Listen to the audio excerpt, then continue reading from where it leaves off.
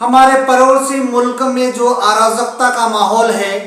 निश्चित ही चिंतनीय है और इस मुद्दे को विश्व परिप्रेक्ष्य में भी देखने की आवश्यकता है। दूसरी ओर भारत में जो एक प्रकार का तनाव उत्पन्न करने की जो साजिशें रची जा रही है उसको भी नेस्तनाबूद करने की आवश्यकता है, क्योंकि मनुष्य मनुष्य के बीच में यदि प्रेम और करुणा नहीं रहेगी तो दुनिया के मुद्दों का आखिर भारत पर क्या प्रभाव पड़ेगा। और ऐसे कई मुद्दे हैं जो निश्चित रूप से भारत पर उनका अमूलचूल परिवर्तन दृष्टिगत होगा। अभिवादन स्वीकार कीजिए बालकृष्ण बाविस्कर का। और बात पुनः उस संदर्भ में करना चाहता है मुखनायक जिसके कारण हमारा पड़ोसी मुल्क जल रहा है, और विशेष करके वहाँ के अल्पसंख्यकों पर वहाँ के कट्टरपंथी आतताई जुल्म कर रहे हैं। और उन्हीं जुल्मों को नेस्तनाबूद करने के लिए और उन्हीं जुल्म को यूं कहे कि कुचलने के लिए भारत सरकार ही नहीं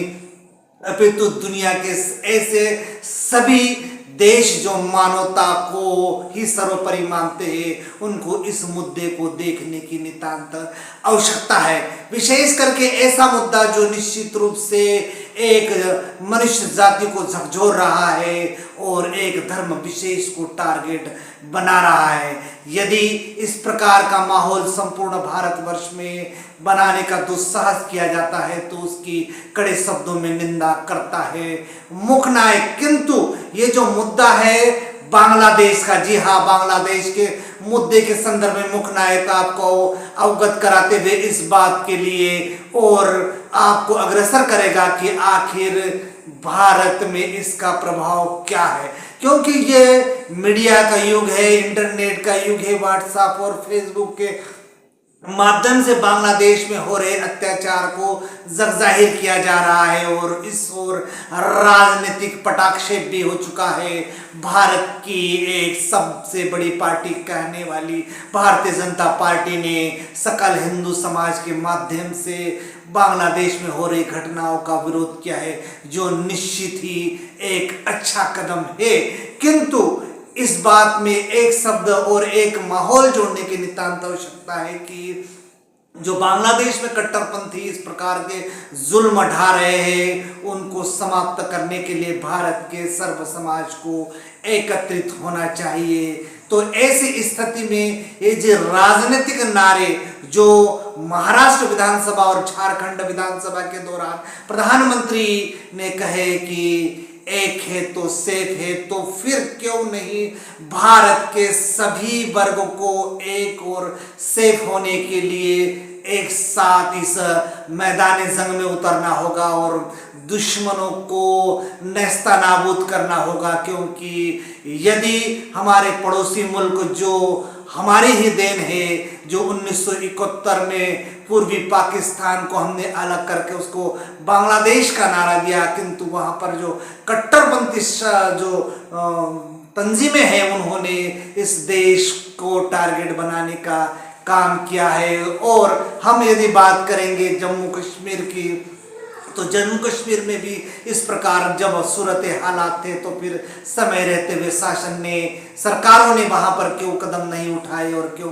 वहाँ के मूल निवासी तितर बितर हो गए और अपनी ताकत हुई अपना वजूद पुनः प्राप्त करने के लिए सरकार के सामने हर बार गिड़गिड़ाते हैं। तो ऐसी परिस्थितियाँ निर्मित हो गई है। तो इस परिस्थितियों से निपटने के लिए भारत के प्रत्येक नागरिकों की जिम्मेदारी या दायित्व होना चाहिए कि वो एक रहेंगे तो सेफ रहेंगे के नारे को यदि आपको आत्मसात करना है तो फिर हमको जो भारत में विभिन्न क्षेत्रों से विशेष करके अनुसूचित जाति और जनजाति के संदर्भ में जो खबरें देखने को मिलती है उससे भी मानव जाति झकझोर दे दी जाती है। तो आखिर भारत के विभिन्न प्रांतों में जो ऐसी खबरें आती है जिसके कारण मनुष्य मनुष्य के प्रति घृणा और द्वेष की भावना रखती है, ऊंच नीच की भावना रखती है, तो देश में इस प्रकार के तंजीमों को कुचलने की आवश्यकता है जो मानव को एक नहीं समझता। बहरहाल वे ऐसे अप्रवासी भारतीय है, अल्पसंख्यक है, जिन पर ध्यान तो रखना की आवश्यकता है, लेकिन किसी वर्ग विशेष का नाम देकर केवल वर्ग विशेष को आकर्षित करना और आने वाले समय में उसका राजनीतिक लाभ लेने का यदि किसी प्रकार का मंसूबा है तो निश्चित रूप से ये निंदनीय है, क्योंकि मनुष्य एक है और विश्व के संदर्भ में भारत का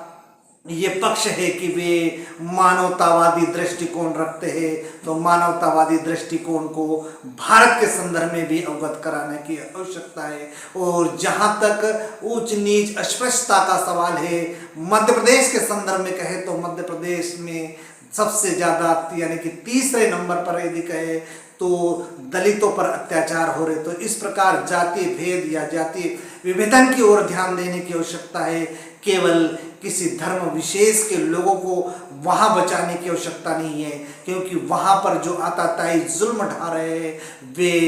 किसी धर्म को नहीं देख रहे, वे मानवता के दुश्मन हैं। और ऐसे मानवता के दुश्मनों को एक साथ यदि समाप्त करना है तो भारत के जितने भी धर्मावलंबी हैं जो मानवता और मानवता की बात करते हैं, उन सबको एकजुट होकर जिस प्रकार हमने कई मुसीबतों को टाला है और उसका हमने विरोध किया है, उसी भांति भारत सरकार को भी सख्त कदम उठाने की आवश्यकता है। और जो बांग्लादेश भारत के टुकड़ों पे पलता था, यदि वहां पर आंखें उठाई जा रही है, भारत की अस्मिता पर सवाल उठाया जा रहा है और या किसी धर्म विशेष के प्रति कोई कुदृष्टिकोण अपना रहा है, तो उसके लिए भारत के पास दुनिया की चौथी बड़ी शक्ति है, चाहे वो आर्थिक शक्ति हो या सैनिक शक्ति हो, उसे रातों रात कुचलने